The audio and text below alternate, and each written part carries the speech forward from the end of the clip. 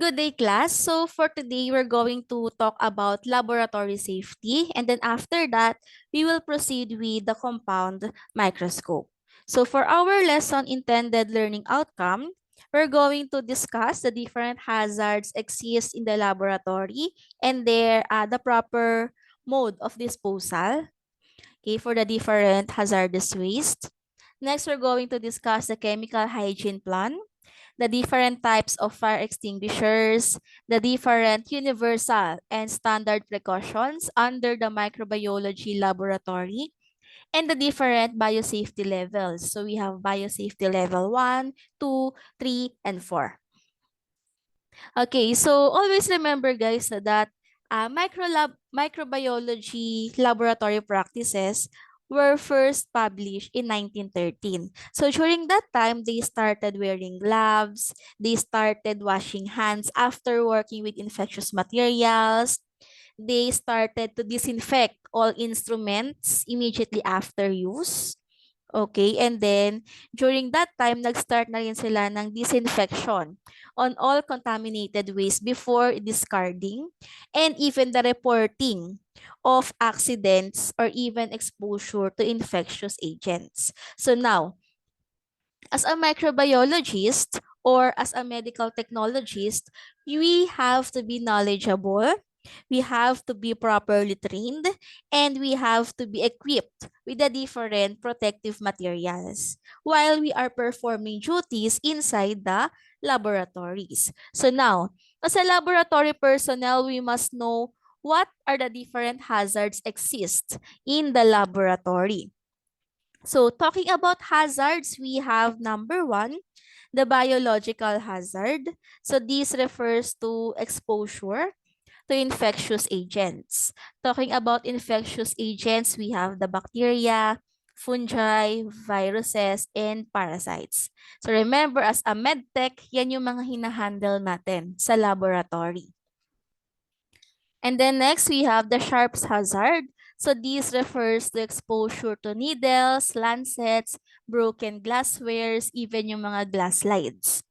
Chemical hazards, so exposure to preservatives and reagents. We also have the radioactive hazards, so exposure to radiation or the radioisotopes. And then we have the electrical hazard. So since yung mga machines natin sa laboratory are automated na.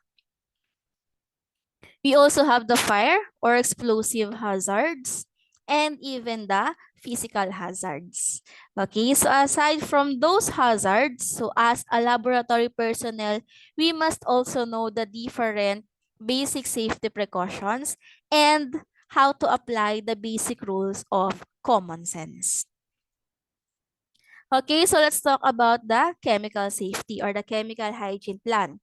So the hazard communication standard was published by OSHA. So this is what we call as the employee right to know.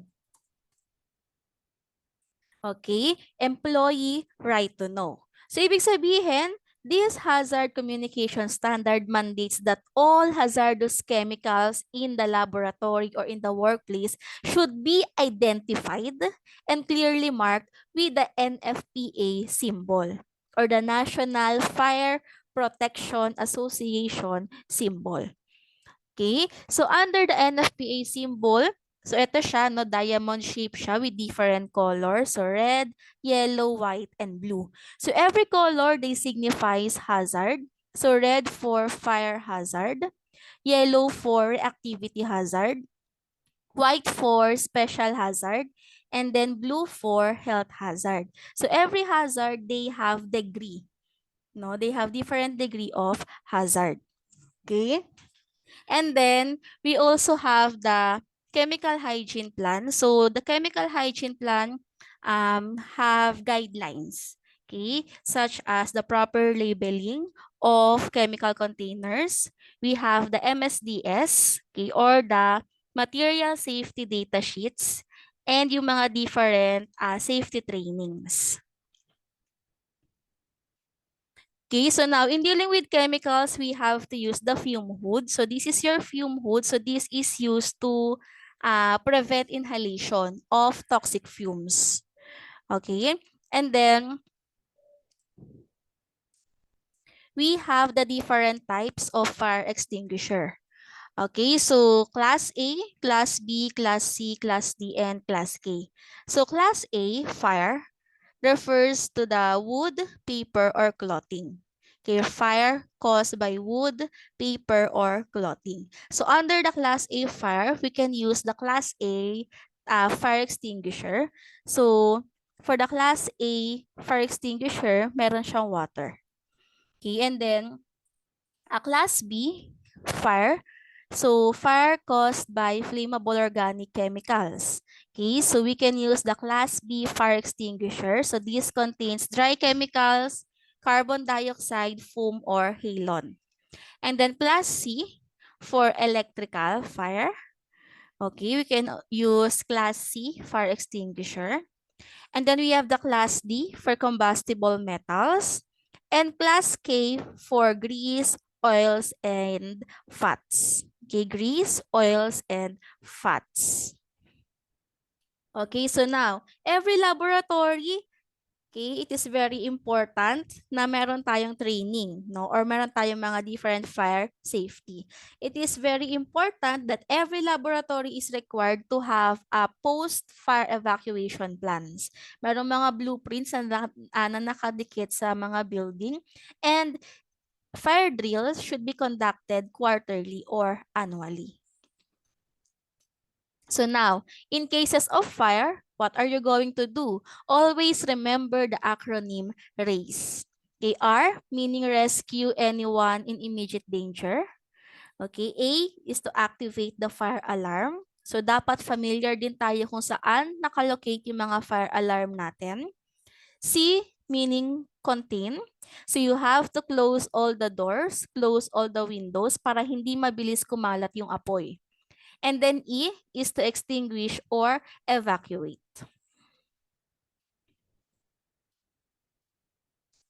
Okay, so next we have the electrical safety. So as I've said earlier, no, gumagamit na tayo ng mga equipments sa laboratory.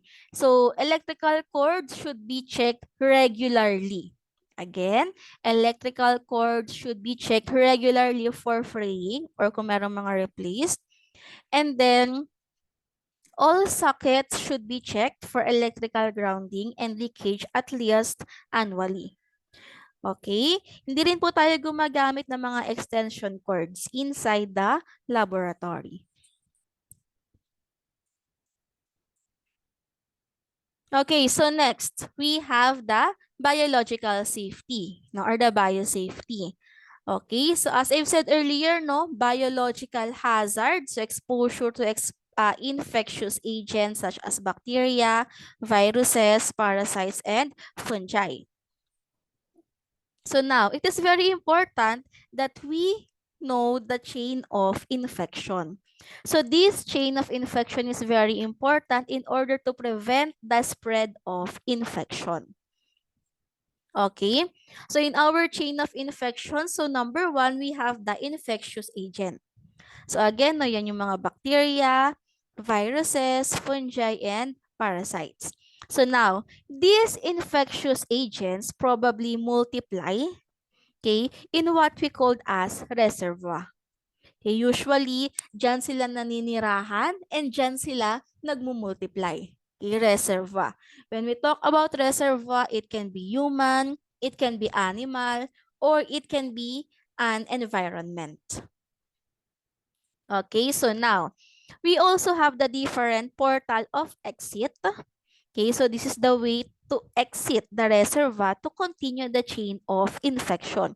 So ang gagawin niya, lalabas siya sa reservoir, okay, and then papasok naman siya dun sa susceptible hosts. Okay, so talking about the different mode of transmission, meron tayong tinatawag na direct contact. So when we say direct contact, no, we have skin-to-skin contact.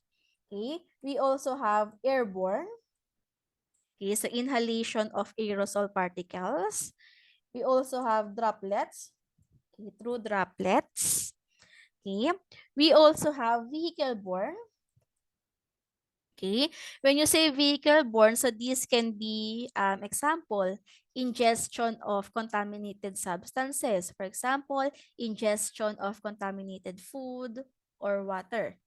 And then we also have the vector-borne. So vector-borne, so this can be transmitted via animals or insect bites. Okay, so now we have the portal of entry. So this is the way para makapasok siya dun sa susceptible host. And usually, no, kung ano yung portal of exit, yun din yung portal of entry niya. Okay, for example, okay, lumabas siya through the nose. So probably papasok din siya through the nose of the susceptible host. Okay? And then susceptible host, so this can be a patient. Okay? Kasi di ba yung mga patient, susceptible sila kasi mabababa or mahihina yung immune system nila. Okay? Healthcare personnel are also susceptible. Bakit po? Kasi sila yung merong exposure dun kay patient. Okay, so this is the chain of infection. So we have here the biohazard symbol. Infectious agents, again, this includes bacteria, fungi, parasites, and viruses. We also have the different reservoir. Okay, this is where the organism live and multiply.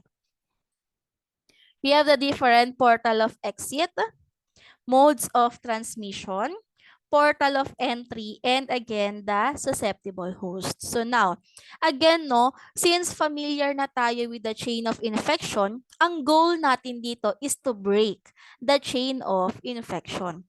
We have to break it in order to prevent the spread of infections. So how are you going to break the chain of infection? So this can be done by following the universal and standard precautions. Ano-ano yung mga yon?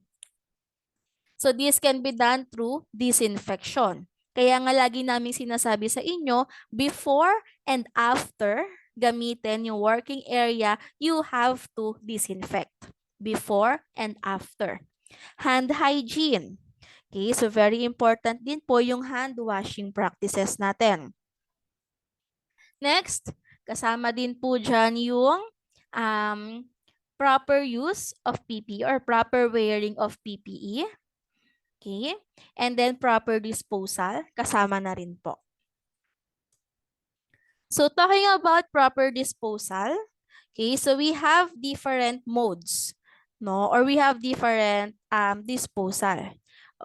No? So for example, we have yellow for infectious waste.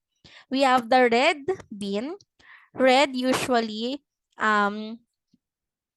for sharps. Okay? So yan yung mga most common na makikita natin sa laboratory. Okay? So again, as I've said earlier, you should also be familiar with the proper hand washing technique. So tuwing kailan ba tayo kailangan maghugas ng kamay? So it can be before the patient contact. Okay, whenever your gloves are removed, before you leave the working area, or at any time when you have been knowingly that you are or your hands are contaminated. Okay, ano pa? Before going to your designated break areas or before and after using the bathroom facilities. Okay, so always practice hand washing. So now, to further understand the proper hand washing technique, I have here a video, okay, showing the proper hand washing technique.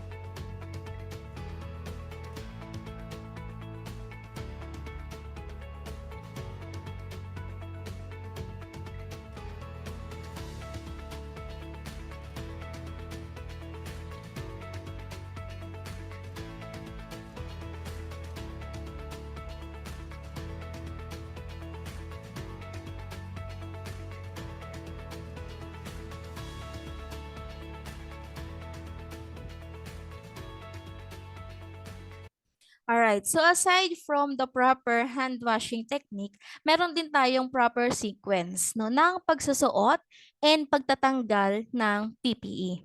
Okay, so in donning your personal protective equipment, the first thing that you have to wear is your laboratory gown. Okay, so wear your laboratory gown, make sure naka-button yung lab gown. And the next is you have to put your face mask. Okay. Then next is you have to wear your gloves. Okay. And then on proper removing or proper doffing of PPE, the first thing that you have to remove is your gloves. Since gloves is considered as most contaminated. And then next, you have to remove your laboratory gown and your face mask. Okay, so for the proper donning and doffing of your PPE, I have here again another video, okay, para mas maintindihan ninyo yung procedure. CDC sequence for donning personal protective equipment, PPE. Gown.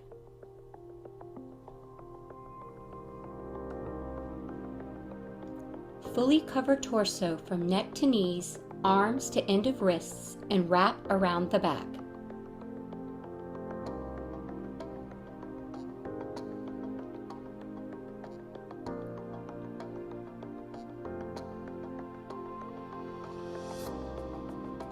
Fasten in back of neck and waist.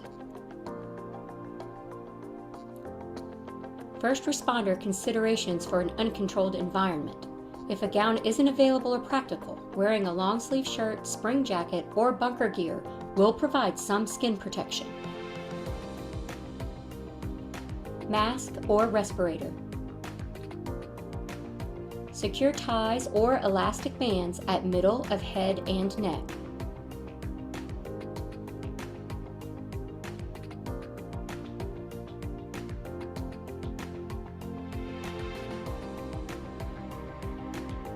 Fit flexible band to nose bridge.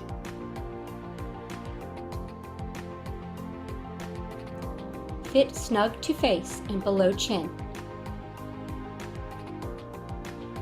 Fit check respirator.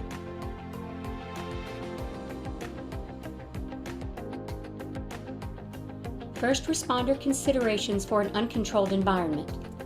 Put a mask on first, since COVID-19 is primarily spread by droplets. Goggles or face shield.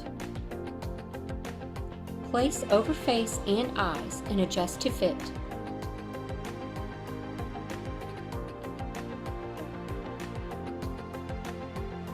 Gloves.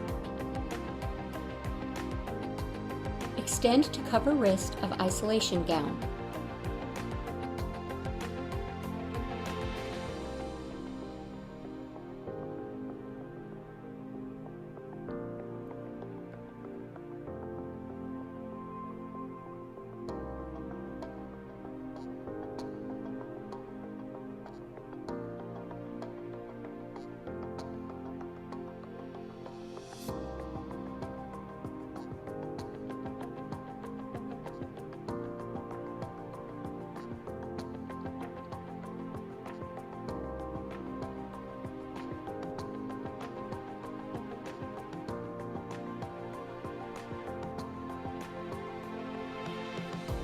Use safe work practices to protect yourself and limit the spread of contamination. Keep hands away from face. Limit surfaces touched. Change gloves when torn or heavily contaminated. Perform hand hygiene. CDC sequence for removing personal protective equipment, PPE. Gloves.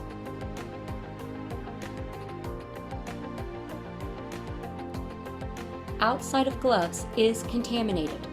Grasp outside of glove with opposite hand. Peel off. Hold removed glove in gloved hand. Slide fingers of ungloved hand under remaining glove at wrist. Peel glove off over first glove. Discard gloves in waste container. Goggles or face shield. Outside of goggles or face shield is contaminated. To remove, handle by headband or earpieces. Place in designated receptacle for reprocessing or in waste container. Gown. Gown front and sleeves are contaminated. Unfastened ties.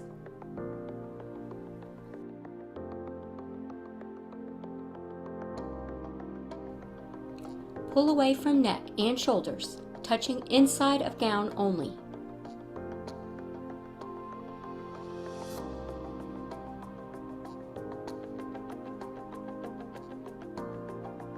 Turn gown inside out.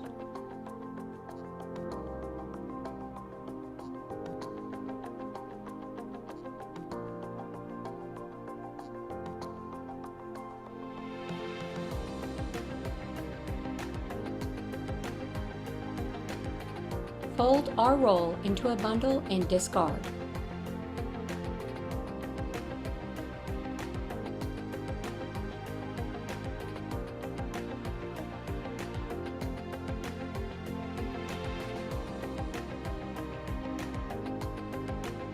Mask or respirator. Front of mask or respirator is contaminated. Grasp bottom, then top ties or elastics and remove. Discard in waste container.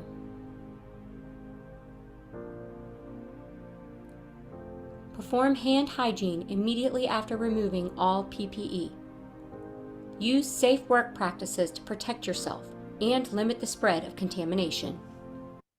Okay, so that is the proper way of wearing and removing your PPE. So this is very important to follow these practices in order to prevent the spread of infection. Okay, lalo na in terms of removing your soiled gloves. Okay, so now let's proceed with the disposal of hazardous waste. So always remembers that all contaminated materials, no, with infectious agents must be decontaminated before disposal. So ano-ano yung mga different materials na yan? It can be patient specimens, yung mga cultures natin, yung mga sharps instruments, yung mga glass slides, test tubes, scalpels, and even syringe with needles. Okay? So, these should be decontaminated before disposal. Paano po natin siya i-decontaminate? So this can be done with the use of an autoclave or incinerator. So number one, disposal natin, we have the biohazard containers. So usually, no, dyan natin dispose yung mga infectious waste such as yung gloves, yung mga contaminated cotton, cotton with blood, okay? And then we have the sharps container. So, dyan naman din i-dispose yung mga lancets, syringe, needles, okay, yung mga glass slides. Okay?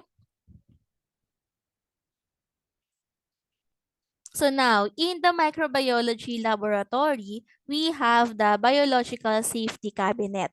Okay, so this is a device that encloses a workspace in such a way to protect workers from aerosol exposure to infectious disease agents. So ito yung example ng biosafety cabinet natin. Remember guys ha, iba yung biosafety cabinet sa fume hood. Si fume hood, ginagamit siya to protect us from the inhalation of toxic fumes or chemicals.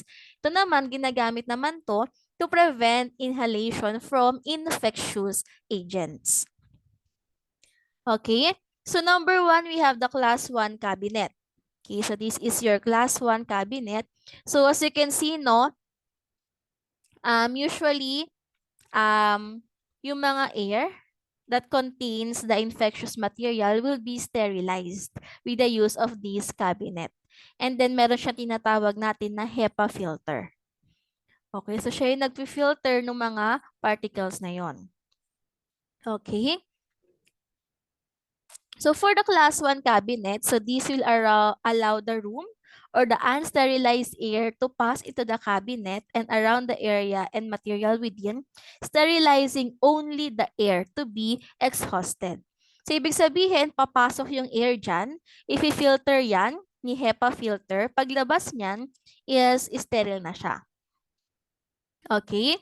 And the next, class 2 cabinet. So, this will sterilize that air that flows over the infectious material as well as the air to be exhausted. So this is your class 2 biological safety cabinet. So they are designed with an open front. So open front siya with inward airflow. So papasok yung airflow niyan. Okay? So this will be used for personnel protection. Na meron tayong inward protection or inward airflow. And then, as you can see here, meron tayong HEPA filter. So we have here downward HEPA filtered laminar airflow. So this will be used for product protection. No, para ma-protect yung mga specimens natin. Okay? And then, meron pa tayong isa pang filter, which is the HEPA filtered exhaust here. So this is used now for environmental protection. Okay? So meron tayong again HEPA filter here to prevent the to protect the specimen, and then the exhaust HEPA filter to protect the environment. Okay? So again, no, for the class 2 biological safety cabinet, so papasok yung air, no, inward to protect the personnel. And then, pupunta yan dito sa may HEPA filter so that yung air na mag-flow dito sa working area natin will be sterile.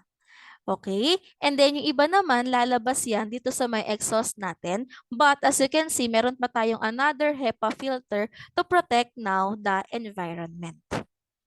Okay?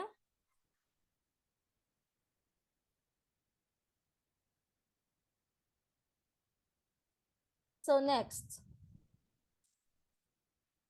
we have the class 3 cabinet. So as you can see, no, class 3 cabinet, so totally enclosed na siya. And then as you can see, naka-attach na yung mga rubber gloves. Okay? So ayan. So we have here the table showing the classification of biological agents based on hazard. So biosafety level 1, these are agents that have no known potential for infecting healthy people. Okay? So usually, no, ito yung mga ginagamit natin sa laboratory teaching sa school. Okay? Biosafety level 2. So this poses a moderate risk to healthy adults, but they are unlikely to spread to the community, and we have effective treatments available. So level 3 naman, so yes, they can cause disease on healthy adults and they can also spread into the community. So treatments are also available now. So example nito is yung Mycobacterium tuberculosis, no, yung bacteria na nagko-cause ng TB. Okay? And then biosafety level 4, so these are exotic agents that are considered high risk. And usually, they causes life-threatening diseases. So yung mga nakakamatay. Okay? Such as the filovirus, herpes virus, and Lassa virus. Again, no, we have the classification based on their risk group. So risk group 1, biological agents are unlikely to cause disease to an individual. So hindi siya nagko-cause ng disease. Risk group 2, so yes, they can cause disease and on individual. Okay, and yung spreading niya sa community is very unlikely. And then meron na rin tayong effective treatments. Risk group 3, so this can cause a serious disease, no, on individual. They can spread on the community and treatment and prevention is available. And then risk group 4, So this can cause now life-threatening diseases. Okay, serious life-threatening diseases. Okay, and then with regards to the treatment and prevention, so wala pa tayo niyan. Okay. So again, level 1, 2, 3, and 4.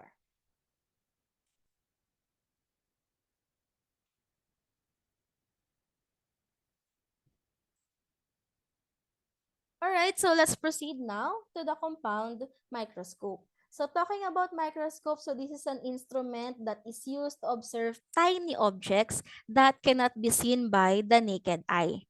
Okay, so for example, gagamit po tayo ng bacteria in order to see, gagamit tayo ng microscope rather in order to see bacteria. Okay, so yan yung ginagamit natin. So now, microscope was invented by Anton van Leeuwenhoek.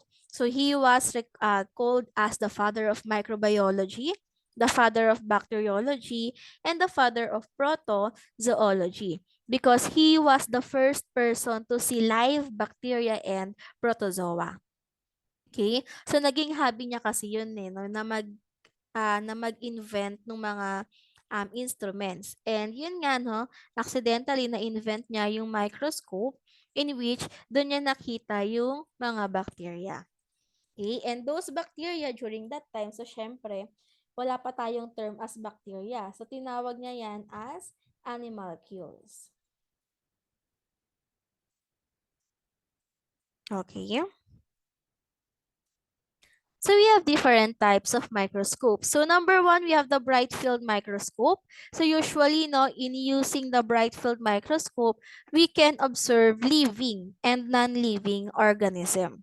Okay, stained or unstained microorganism. Okay? So sa bright field microscope, ito po yung ginagamit natin sa school, sa laboratory. As you can see, the background is bright or clear. And then, dark po yung organism in focus. Okay, so depende sa stain na ginamit. Whereas in dark field microscope, usually no, we have here a dark background and then yung organism in focus is clear. Okay, so ginagamit natin yan to observe spirochetes. And then we have the phase contrast microscope. So this can be used to observe unstained living microorganism. And the fluorescence microscope. Okay, so sa fluorescence microscope, we have to use the fluorescent dye para makita natin yung mga microorganism na magfo-fluoresce. So parts of microscope are classified as to mechanical, lens system. Okay, mechanical, for example, you have the base, arm, stage, substage, and the mechanical stage. Lens system, okay, ito yung nose piece, sa revolving nose piece. And then the objectives, okay, eyepiece. And then we have the other parts. Okay, so now, so I have here a video showing the different parts of microscope. In this video, we will explore the functional and structural parts of the compound microscope. Once viewed, you may continue on with the next video, describing how to set up your compound microscope for use. Please note, while the basic parts are common to all compound microscopes, their specific design and location may differ from what you see here. Be sure you can identify all of these parts on your own microscope before use.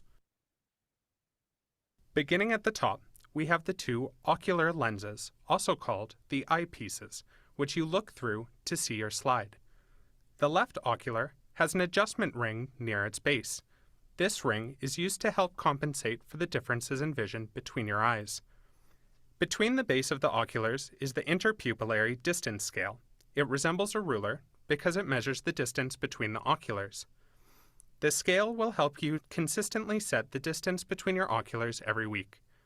To change the distance, simply move the oculars together or apart. The oculars and interpupillary distance scale are located on the top of the binocular tube. At the side may be a clamping screw. Loosening this allows the binocular tube to rotate. For the purposes of this lab, the clamping screw should be left tight. A loose binocular tube can damage the microscope or your sample. Below the binocular tube is the revolving nosepiece and objective lenses. Most compound microscopes have 3 or 4 objectives, 4 times, 10 times, 40 times, and sometimes a 100 times lens that is only used for oil immersion. Together, the oculars and objective lenses magnify the specimen. Rotating the nosepiece switches between objective lenses so that you can change the magnification. All of these parts are attached to the arm of the microscope, which runs from the binocular tube to the base of the microscope. Below the objective lenses is the mechanical stage. This is where your slides will be placed and secured by the spring-loaded slide holder.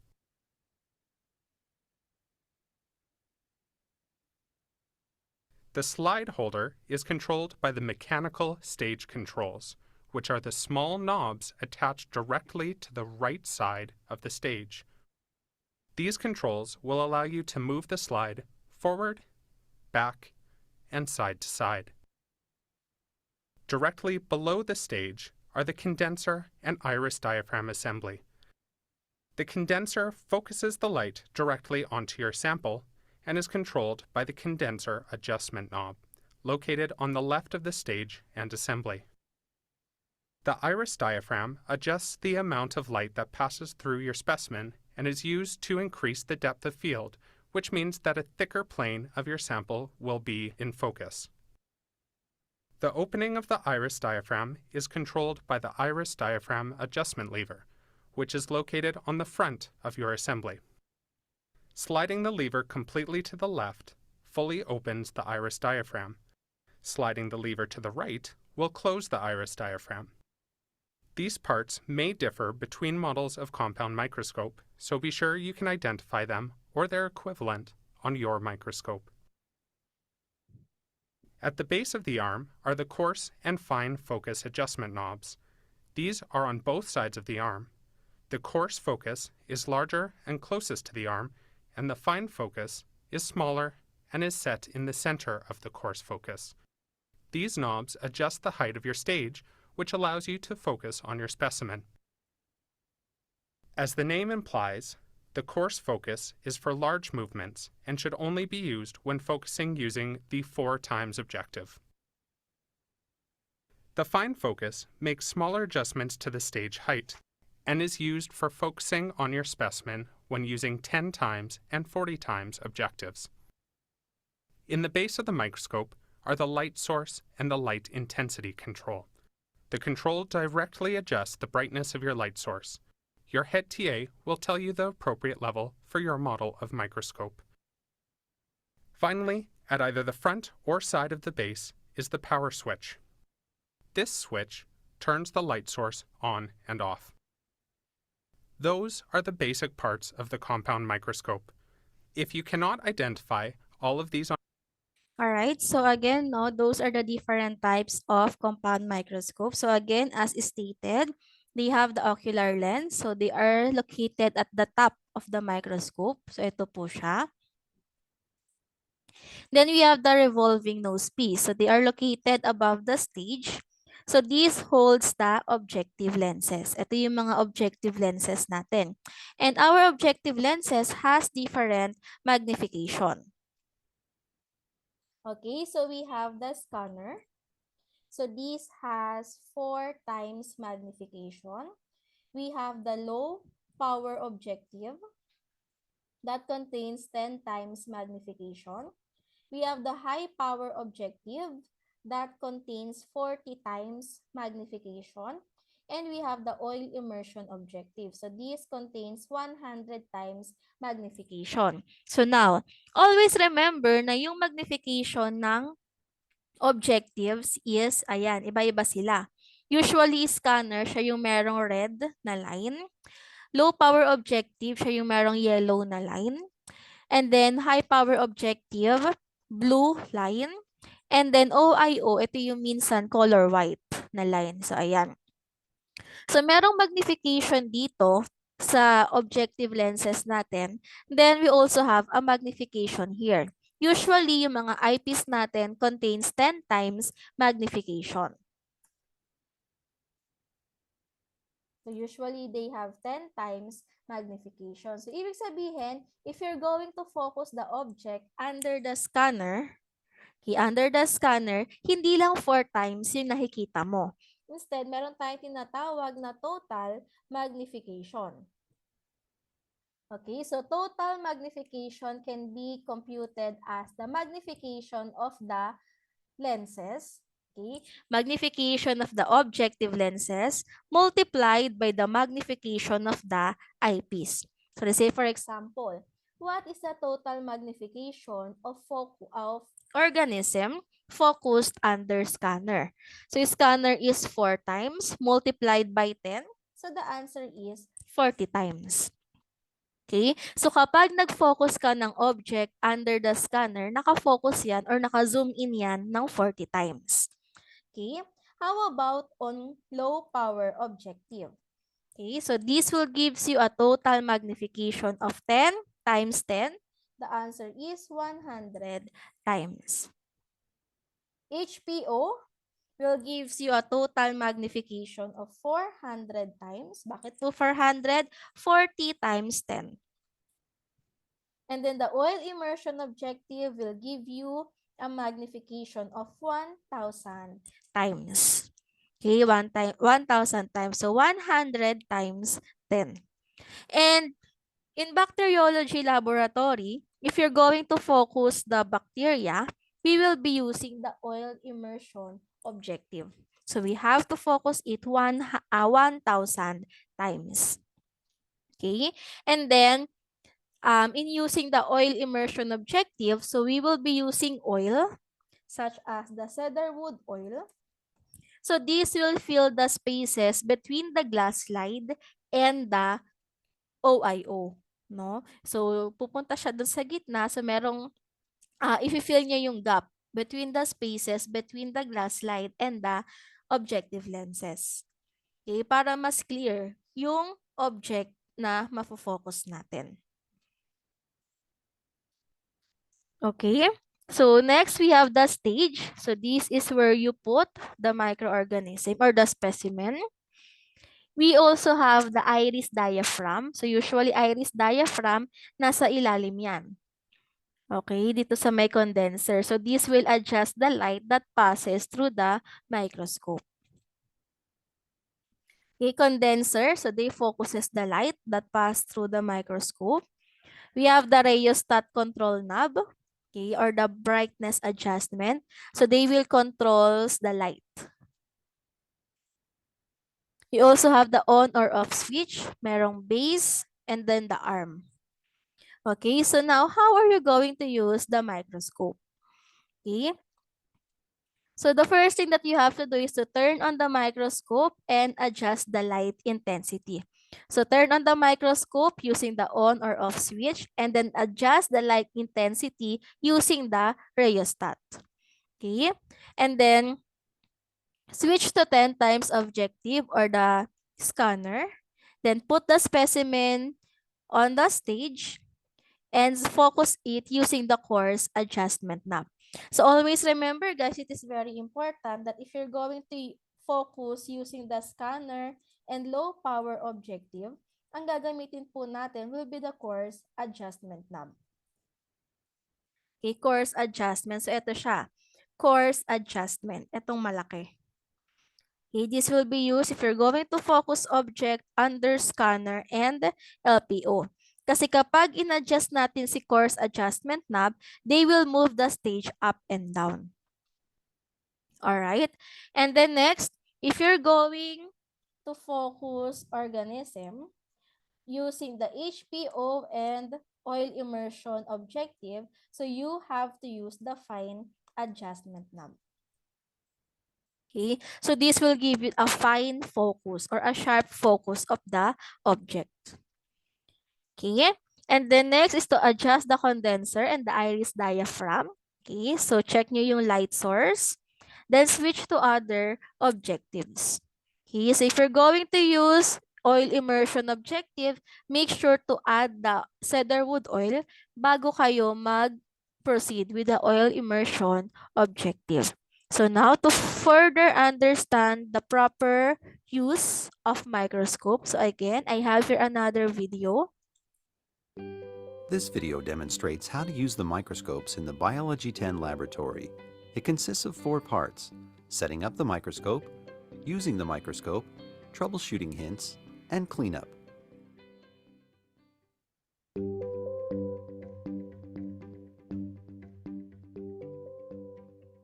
Retrieve a microscope from the cabinet. Carry the microscope with both hands, one holding the arm and the other under the base of the instrument. If the microscope is too heavy for you to carry safely, ask for assistance. Unwind the cord from the back of the microscope and plug it in. The on-off switch is on the back of the scope and may be hard to find if the power cord is still wrapped around the holders.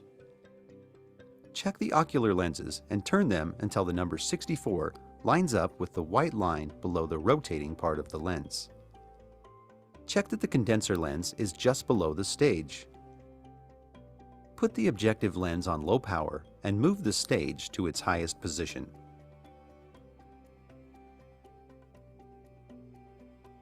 Adjust the light to the medium or medium-high range. You can adjust the light later to improve the image. The brightest light doesn't necessarily result in the best image. Now you should be ready to start using the microscope.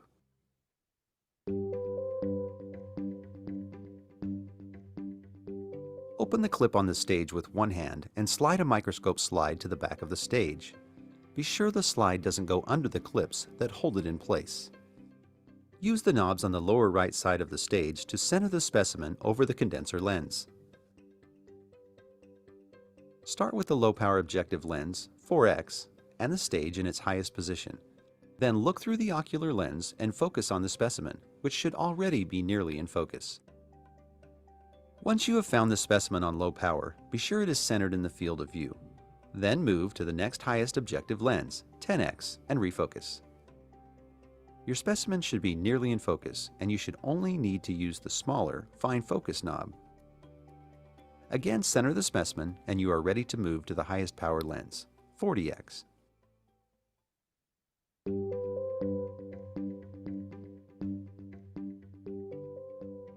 If your slide doesn't move when you turn the knobs to adjust the slide holder, make sure you are using the right knobs and that the slide is clipped in place properly. If you are having trouble finding the specimen, make sure your specimen is centered. Start over at the lowest power and move the stage back to its highest position. If you get frustrated trying to focus, you can easily get so far out of focus that it's easier to start over. You should only need to do minor adjustments at each magnification. When focusing, move the slide just a little bit back and forth with the slide holder knobs. Your eyes can see motion better than stationary objects.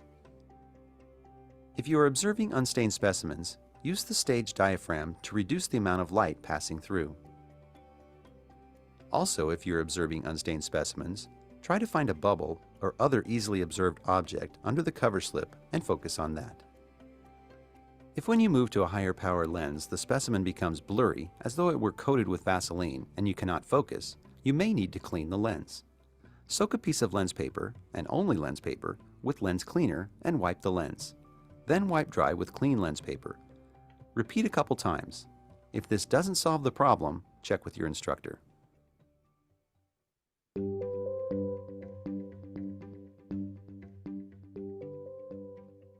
When you have finished using the microscope, remove the slide and rotate the lowest power lens in place. Move the stage to a centered position and the slide holder to the left. Check that the stage is clean and dry. Turn off the light and power and wrap the cord. Carry the microscope with both hands back to the cabinet. Be sure that the arm is facing out and that the microscopes are not crowded together.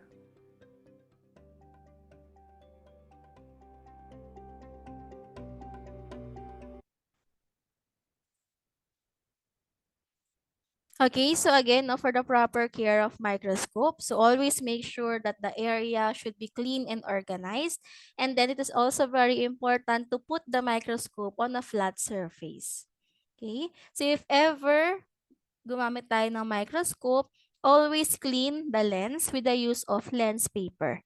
So again, lens paper lang po yung ginagamit natin pang wipe ng objective lenses. Do not use tissue paper or other type of clothing.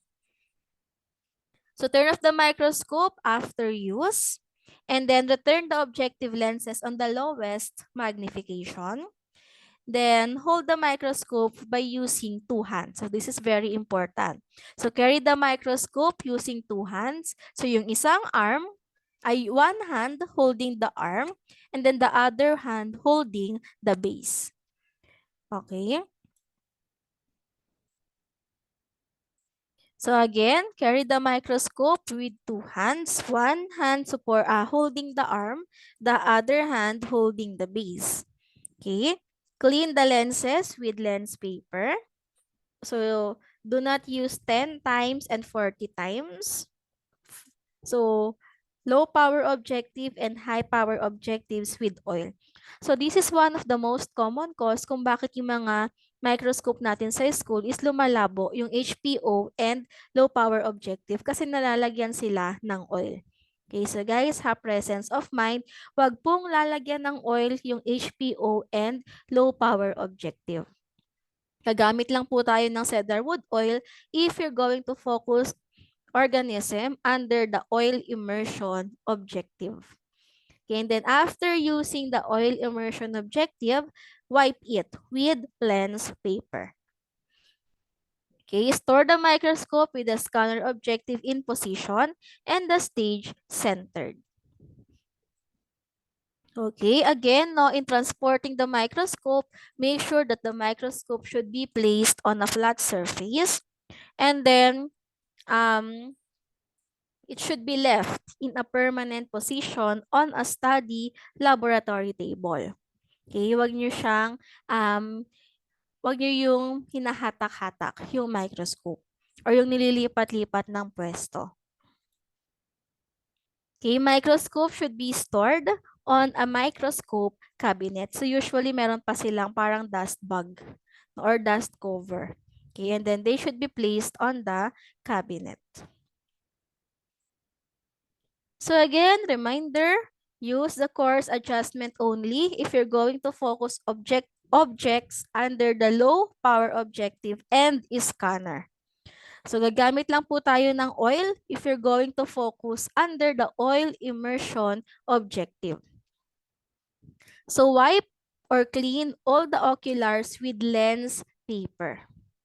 In holding the microscope, hold it one hand holding the arm and the other hand supporting the base. Okay, and then store the microscope covered in a protected area.